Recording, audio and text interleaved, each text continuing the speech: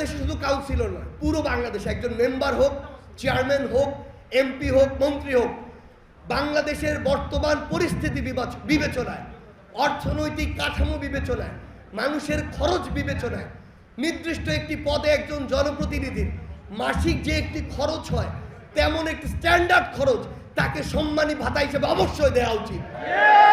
আপনি যদি সেটা না দেন আর চারদিক থেকে এটার জন্য ওটার জন্য চাপাচাপি করেন, দিন শেষে তাকে অন্য কোনো না কোনো উপায় বের করতে হয়। আমরা আমাদের জাতীয় নাগরিক কমিটির পক্ষ থেকে আপনাদেরকে একটা আহ্বান করি। সেই আহ্বানটি হচ্ছে পুরো বাংলাদেশের মানুষের নতুন একটি রাজনৈতিক বন্দোবস্ত তাদের একদম মনের ভিতর থেকে একটি প্রথাকে সামনে রেখে আগামীর বাংলাদেশে কাজ না করেন, চোখের সামনে খুনি শেখ হাসিনা যে ফেরাউনের চেয়ে বড় হয়ে উঠেছে, পরিস্থিতি এবং অবস্থা তার মতোই হবে।